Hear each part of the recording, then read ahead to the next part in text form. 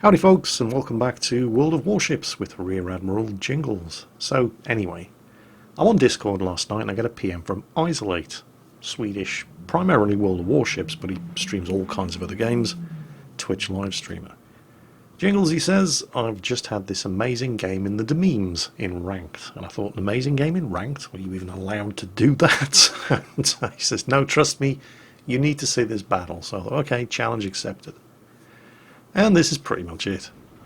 So, this is him in his space camo Dememes. Try not to judge him for not choosing the camo for the Zao, which is clearly superior to all the others, and obviously the one that I picked. Ranked battle, as you can tell by the kind of sparse-looking team lists. Now remember, in ranked battle, and I haven't played any ranked battle this season. I got depressed enough watching people playing ranked battle this season on Twitch. But when you're playing ranked battle, you earn a star for winning a battle. Earn enough stars, you advance to the next rank. However, if your team loses a battle, you lose a star. Unless you were the best performing player on your team, unless you earn the most experience, in which case you're the only person on the losing team that manages to not lose a star. Yeah? Okay. Certain ranks are irrevocable. And what that means is once you make it to rank 10, for example, you can lose every game you play from that point on. You will not drop back down to rank 11. You won't go any higher, but you won't go lower than rank 10. With me so far? Okay. Now when I say I found it quite depressing watching ranked battles on live streams this season, what I mean is when I've been watching people like Flamu, people like Flambass, and people like Isolate, when they're live streaming their ranked battles, now while no two battles played are exactly the same, I am seeing certain trends emerging, certain similarities in the games that I've been watching. And typically what I'm talking about here, and it's probably going to come as no great surprise to anybody who plays World of Warships or watches World of Warships on YouTube or on Twitch, is that it always seems to be the cruisers and destroyers, the most fragile ships on your team, who are the ones closest to the enemy. These are the ones pushing forward, these are the ones trying to establish map domination, these are the ones trying to contest the cap circles, these are the ones spotting targets and doing the lion's share of the damage to them because they're the ones closest to the enemy targets. They shouldn't be the ones closest to the enemy targets. Ideally it should be destroyers are the closest ones to the enemy targets using their concealment as spot. The battleships should be the next closest to the enemy targets using their armor, health pools and heals to absorb damage so that the cruisers, which have the highest damage per minute output of any class of ship in the game, they should be the ones furthest away, putting their high damage per minute to use while staying far enough away from the guns of enemy battleships that they have time to maneuver to avoid any incoming fire. Of course it almost never works out like that in reality. It's usually the cruisers that are the ones on point, moving up, trying to establish map dominance, trying to spot targets, trying to contest the caps, and not being able to put their DPM to use because they're having to hide behind islands, otherwise they get obliterated by all of the ships on the enemy team. And this is happening because of the battleships. This comes as no surprise to anyone, are the ones 10 to 15 kilometers further behind the cruisers. It's not always the case, but it usually is the case. And the one right at the back, for some reason, always seems to be a conqueror. Usually the last one left alive on the team, because they weren't up front supporting the cruisers and the more adventurous battleships, after farming colossal amounts of utterly pointless high explosive and fire damage on targets of opportunity, usually with a full health bar intact and without having used any of his heals, and then goes on to score even further huge amounts of pointless high explosive and trash fire damage because he still has a full health bar and he hasn't used any of his completely outrageously powerful heals. And this is the really annoying and depressing part, because while the cruisers and other more adventurous battleships on the team have been trying to actually win the game, the reason why they failed, in large part, the dumbass border camping conqueror sitting at the back of the map, is the one that finishes the game with the most experience, and is therefore the only member of the losing team And it's their fault that the team lost, but they're the only member of the losing team to retain their star and not lose a rank. And that's why I say watching ranked battles this season has been particularly depressing. I mean, look at Isolate's health pool. Oh, there they are.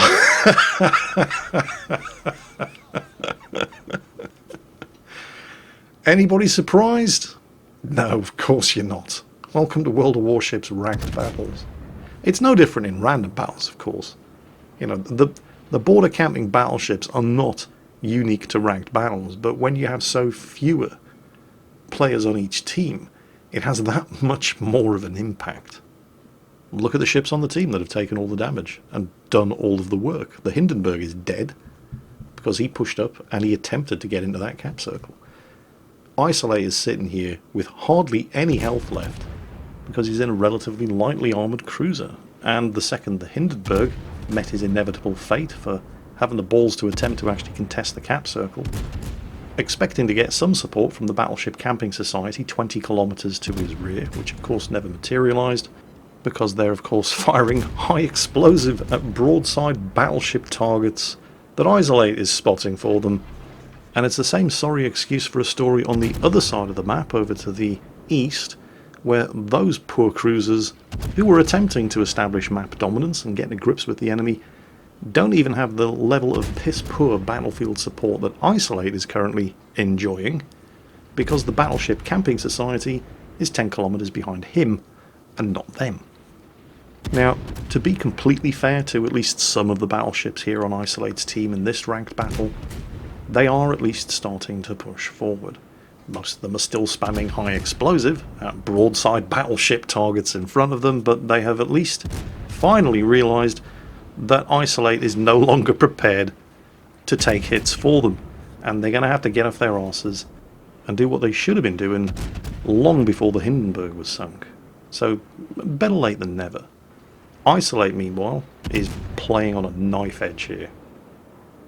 He's having to stay tucked in as close behind this island as he possibly can as he takes the Republic out, in order to not get spotted.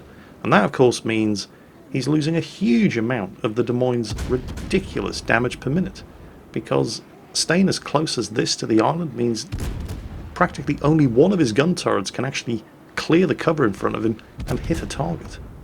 And yes, at least one of those battleships is still firing high explosive at the broadside of a Grosser Kurfürst, but here come the cavalry. The Montana and the Yamato have gotten off their arses and they're moving forward.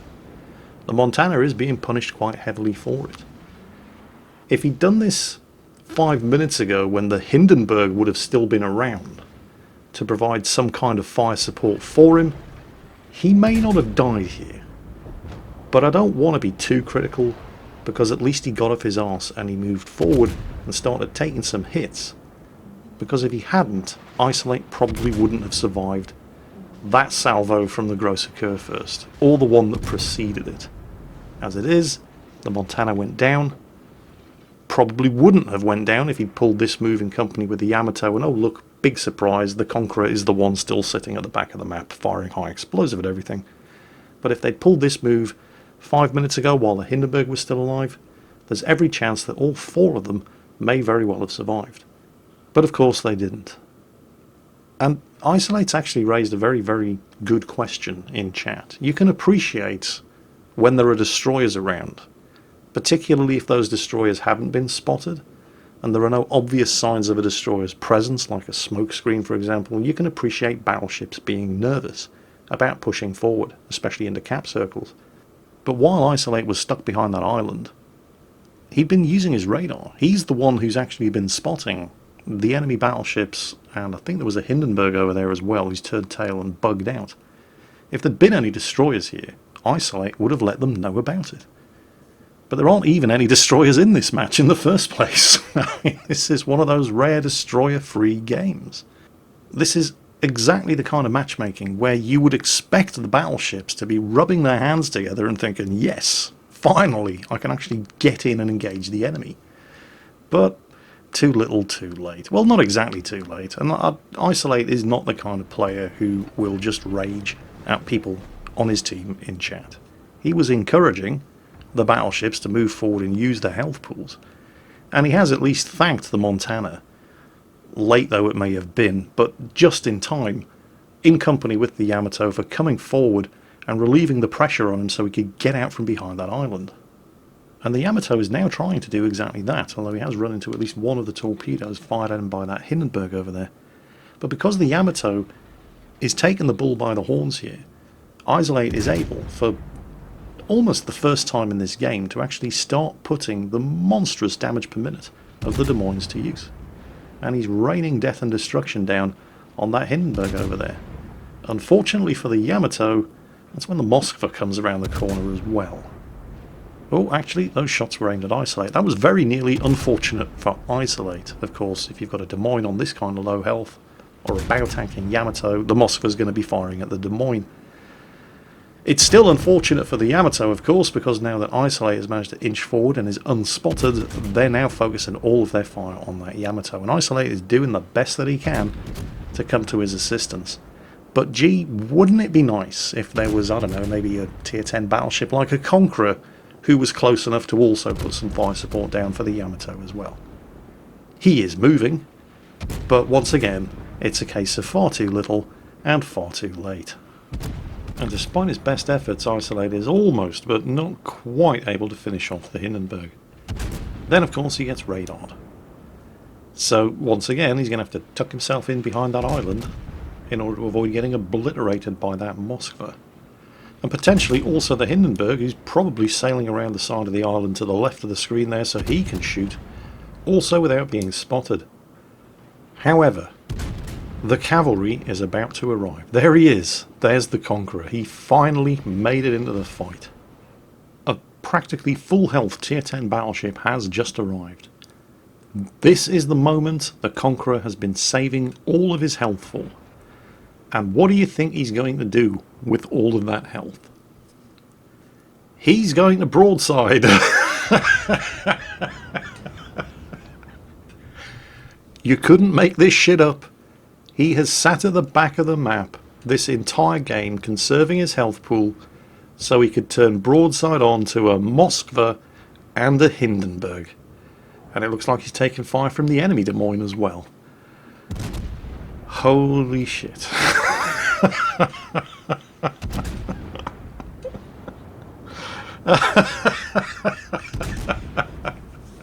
Don't worry. I'm fake laughing. Only the tears are real. Well, clearly Isolate has to do even more of the heavy lifting here, so he comes out and finishes off the Moskva as that Conqueror kind of just aimlessly stumbles around the place after losing 30,000 health for no apparent reason. Or maybe there was a reason for it. Maybe he thought he had to turn broadside on to a pair of heavy cruisers at a range of less than 10 kilometers in order to fire his torpedoes. Yeah. I know the Conqueror doesn't have torpedoes.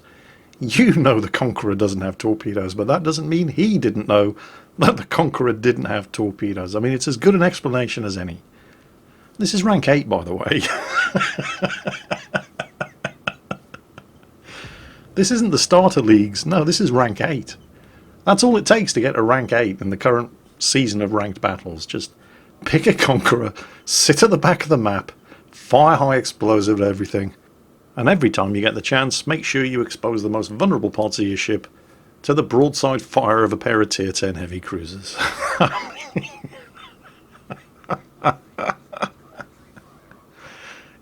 Yes, really. Oh look, there's the Hindenburg. Does the Conqueror have time to shoot at him while he's spotted? No, apparently not. No, I'm not entirely sure where the Conqueror's going. I mean, the Hindenburg is clearly heading north to link up with the Des Moines and the Zhao on the enemy team, who are the two surviving enemy cruisers. It is 3 against 2, by the way, yeah. Isolate and that Conqueror are the only surviving ships, and Isolate has less than 10,000 health. Now, if the Conqueror could just be persuaded to shoot at that Hindenburg, so the Hindenburg can be persuaded to shoot at the Conqueror. What are you doing? What are you doing down there? Where are you going? Please shoot at something so that these guys all turn their guns around to you before we get spotted by that Hindenburg's catapult fighter so he can kill the Hindenburg. There he goes. He's finally been persuaded to shoot at something now. His Is the Hindenburg going to take the bait? Come on. Because this is what we want. We want people to shoot at the Conqueror. Because getting shot at is what battleships are for. Come on, where is he? There's the Des Moines. And he's been detected. Fantastic. Okay, well, he's spotted now. He's still a bit short of cover, and he's broadside onto the Hindenburg. And the Hindenburg's unloading armor piercing into him. Okay. Reloads, shoots at the Hindenburg. He's very lucky to survive that. It's a second salvo away against the Hindenburg, because the rate of fire of a badly damaged Des Moines when the captain is running the adrenaline rush skill is nothing short of terrifying. Not enough to sink him, though. A third salvo was going to be required. Unlucky not to get any citadels, but, well, the Hindenburg was also very unlucky not to citadel him, so we'll take it. Right, no longer detected. Although that's a that was not a bad attempt from the Hindenburg at guessing where he was going to be. It very nearly hit him. Of course, now he has less than 4,000 health remaining, and the 3 enemy cruisers are on low health as well, but there are 3 of them, and his only backup and support is a Conqueror who's doing his level best to sail straight into an island. Got some shots at the enemy Des Moines, but he's turned away. Armor piercing was loaded. It's not going to be effective at that kind of angle. Switches to high explosive. Switches back to armor piercing to try to catch him in the turn, and that's when the Hindenburg pops out. And this could have really been all over for Isolate once again at this point, but, well, the Hindenburg's broadsiding and Isolate isn't. And it's really as simple as that. So, it's now 2 on 2. There's the high caliber award. Well, I say it's 2 on 2, but I'm not fooling anybody. It's actually 1 against 2, with a third party down there who's busy sailing into the nearest island. Meanwhile, back to Isolate, who's just been radared by the enemy Des Moines, and once again has the armor piercing loaded, but his last shell does manage to find a part of the enemy Des Moines superstructure that hadn't been damage saturated enough that it was able to actually score enough damage to get the kill. And that just leaves the enemy Zhao, who for the moment knows exactly where Isolate is, until Isolate shoots down the Hindenburg's catapult fighter, but he's still got a pretty good idea of where Isolate is going to be. Meanwhile, what's Isolate's lone surviving teammate, Captain Fantastic, doing in the Conqueror? He's trying to cap Charlie. Yes, really. This match is going to end with the enemy team on 978 points, and that Conqueror is still at least a kilometre away from even passing the border of that cap circle. Remember, killing a cruiser is worth 60 points for your team. Isolate has less than 1,000 health remaining, and there's the enemy Zhao. If that Conqueror thinks that getting within spotting distance of that cap circle is going to make the slightest bit of difference to the outcome of this match, when all that Zhao has to do is come around the corner and unload a high explosive salvo into any part of this ship other than the belt armor, all that lovely superstructure to shoot at. He only has 861 health. That'll be a cruiser kill, 60 points. Enemy team will win this match. Here he comes, nose first, anywhere other than the belt armor with high explosive. So naturally he fires straight into the belt armor. How bad? So sad. 12-second reload? Isolate's reloading every 4 seconds.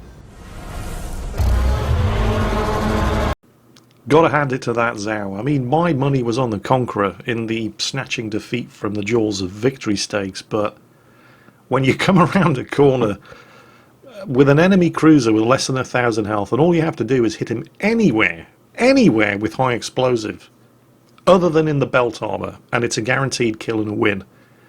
And you manage to, well, he actually seemed to miss with most of his shots at a range of less than a kilometre, and the shots that did hit in the only part of the ship where the high explosive was going to shatter and do no damage. That really does take a special kind of unlucky. The good news, of course, although it is tempered with some bad news, is that as a result of the superhuman amounts of lifting that Isolate had to pull off in that particular ranked battle, he didn't lose a star. In fact, he gained a star because he won. The bad news is that everybody on the team won a star, including the Conqueror, who's probably now at rank 7. Sleep tight.